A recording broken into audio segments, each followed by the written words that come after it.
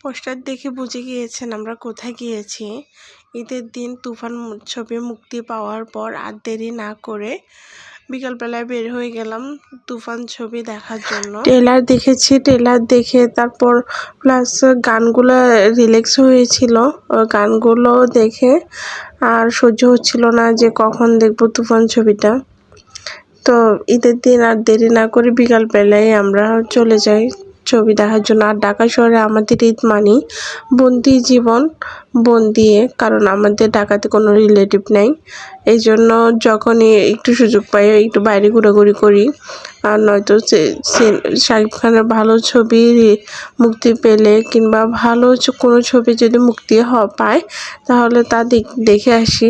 আমার সিনেমাতে ছবি দেখতে খুবই ভালো লাগে। আমি আগে থেকেও সিনেমাতে ছবি দেখার খুব পছন্দ করি।